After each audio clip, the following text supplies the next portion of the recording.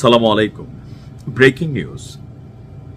১৬ বছর আগে প্রায় যখন আওয়ামী লীগ সরকার মাত্র সরকার গঠন করল, এর পরপরই পিলখানার সেই ঐতিহাসিক ঘটনা যে একদিনে ২৪ ঘন্টার মধ্যে আমাদের সশস্ত্র বাহিনীগুলোর প্রধান দুইটা বাহিনী এখানে যে ঘটনা ঘটল, সেই ঐতিহাসিক পিলখানা হত্যাকাণ্ড বা বিডিআর হত্যাকাণ্ড, একদিনে আমরা অনেকগুলা বাংলাদেশের ট্যালেন্ট বলেন, মেধা বলেন, সাহসী বাঘের বাচ্চা বলেন, হারাই ফেললাম।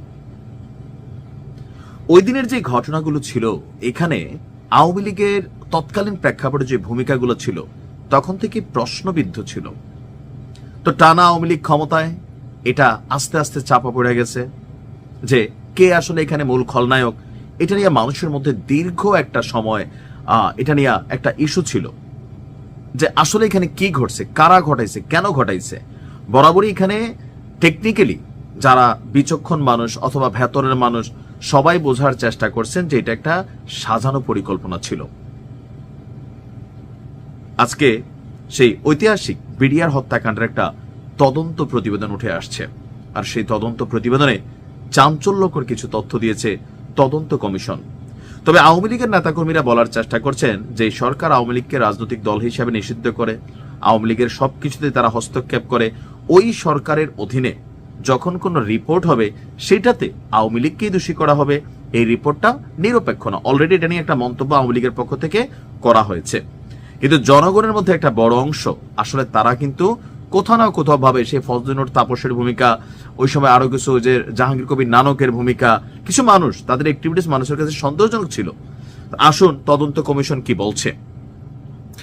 আজকে বিডিআর বিদ্রোহের নামে যে ঘটনা ছিল, এই ঘটনার জন্য তদন্ত গঠিত জাতীয় স্বাধীন তদন্ত কমিশন একটা প্রতিবেদন জমা দিয়েছে, যেখানে আওয়ামী লীগ জড়িত এবং মূল সমন্বয়কারী হিসাবে ফজলুর তাপসকেই অভিযুক্ত করা হয়েছে।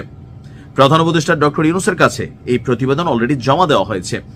কমিশনের প্রধান মেজর জেনারেল অবসরপ্রাপ্ত আলম ফজলুর রহমান এবং অন্যান্য সদস্যরা রাষ্ট্রীয় অতিথি ভবন যমুনায় এই প্রতিবেদন জমা দেয়।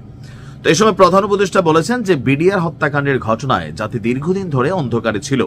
আপনারা সত্য উদ্ঘাটনে যে ভূমিকা রেখেছেন জাতি তা স্মরণ রাখবে। জাতির পক্ষ থেকে আপনাদেরকে ধন্যবাদ জানাচ্ছি। আমরাও মনে করি আপনারা যে তদন্ত করেছেন নিশ্চয় সেখানে শতভাগ নিরঙ্কুশ, নিরপেক্ষ থেকে কোনো রাজনৈতিক প্রভাব দ্বারা প্রতিফলিত না হয়ে সঠিকটাই মানুষের কাছে নিয়ে আসছেন। কারণ কেন, সরকার বদল হবে, এই সরকার তো পার্মানেন্ট না। ডক্টর ইউনূস আর 3 দিন, এরপরে বিএনপি আসবে, আবার কখনো আওয়ামী লীগ আসবে, এই ইনভেস্টিগেশনটাকে আবার কাউন্টার করবে, অ্যাপিল করবে। তখন যেন এরকম মনে না হয় যে আপনারা আবার প্রভাবিত হয়েছেন।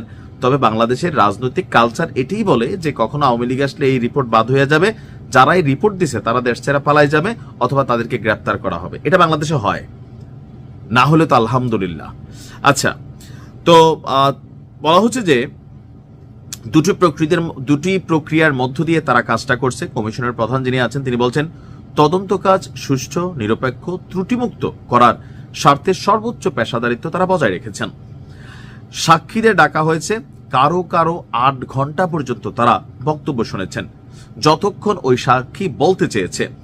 যারা তদন্তে জড়িত ছিল তাদের সঙ্গে কথা বলেছি, তাদের তদন্তের রিপোর্ট কালেক্ট করেছি, অন্যান্য এলিমেন্টও কালেক্ট করেছি।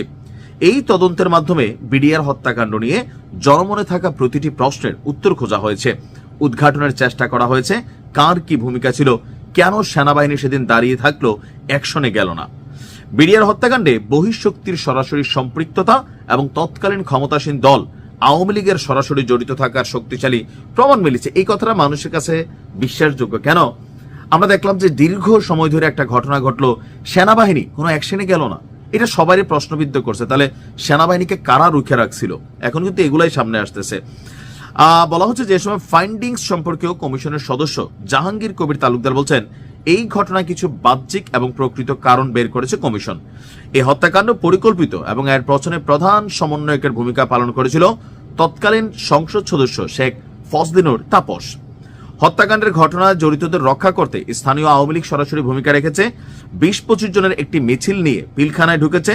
বের হওয়ার সময় সেই মিছিলে 2 শতাধিক মানুষ ছিল। পুরোটি ঘটনা সংগঠিত করার ক্ষেত্রে তৎকালীন আওয়ামী লীগের গ্রিন সিগন্যাল ছিল। এই ঘটনার দায় নিরূপণের ক্ষেত্রে মিস্টার তালুকদার বলেন, প্রায় তৎকালীন সরকার প্রধান থেকে শুরু করে তৎকালীন সেনা প্রধানেরও এটা নিয়ে দায় রয়েছে, আর এই ঘটনাকে রাজনৈতিকভাবে সমাধানের সিদ্ধান্ত নেওয়া হয়েছিল। পুলিশ, র্যাব এবং গোয়েন্দা সংস্থাগুলোরও চরম ব্যর্থতা রয়েছে দাবি করেছেন। আর কিছু প্রিন্ট ইলেকট্রনিক মিডিয়া, কয়েকজন সাংবাদিকের ভূমিকাও অপেশাদার ছিল বলেও উল্লেখ করেন। ওই হত্যাকাণ্ডের সময় রাষ্ট্রীয় অতিথি ভবন যমুনায়, মানে তৎকালীন প্রধানমন্ত্রী হিসেবে শেখ হাসিনার যে বাসভবন ছিল, যেসব বিডিআর সদস্যদের সাথে শেখ হাসিনা বৈঠক করেছে তাদের নাম, সঠিক পরিচয়, তথ্য সংরক্ষণ করা হয়নি। ভবিষ্যতে বাহিনীগুলো যাতে এই ধরনের ঘটনা এড়ানো যায় এবং এই ঘটনার ভিকটিমরা যেন ন্যায় বিচার পায় সেজন্য কমিশন প্রতিবেদনে বেশ কিছু সুপারিশ করেছে। এটা জানা দরকার ছিল। এখন এটা মানুষের কাছে অনেক প্রশ্ন, এটা কানাঘুষা ছিল, যেটার পিছনে আওয়ামী লীগের একটা প্রত্যক্ষ মদত ছিল।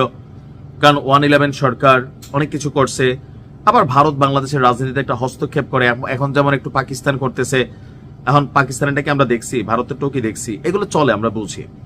তবে আমার মনে হয় দীর্ঘদিন মানুষের মধ্যে যে প্রশ্নগুলো ছিল, সঠিক একটা তদন্ত রিপোর্ট হয়েছে, যেন ভবিষ্যতে এটাকে কেউ চ্যালেঞ্জ করলে সেই চ্যালেঞ্জে আবার পার পায়া না যায়। তবে বাংলাদেশ বইলা কথা, এখানে ডক্টর ইউনূস ক্ষমতায় বসার পরপরই পানির মতন যেমন ওনার মামলা ঝরে গেছে, গ্রামীণ ব্যাংকের সব ঝরে গেছে, 666 কোটি টাকা মাফ হয়ে গেছে। তো এটা কেমনে হইল? উইথিন এ মোমেন্ট হয়ে গেল, কারণ তিনি ক্ষমতার সর্বোচ্চ চেয়ারে। তো এই দেশ তো অদ্ভুত এক দেশ, এখানে ভবিষ্যতে আবার আওয়ামী লীগ আসার সম্ভাবনা দেখা দিলে দেখা গেলো যে এই রিপোর্ট বদলাই গেল, যে না এই সরকার চাপ টাপ দিয়া, এরকম কিন্তু বাটে পড়লে সবাই এরকমই বলে। কিন্তু আমরা চাই অন্তত কিছু, এটা ন্যাশনাল ইস্যু, প্রকৃত সত্য ঘটনা, যে কোনো সরকার যুগের পর যুগ যেন সেটা হাতে হাত দিতে না পারে, এমন একটা নিশ্চয় রিপোর্ট হয়েছে। ভালো থাকুন, আসসালাম।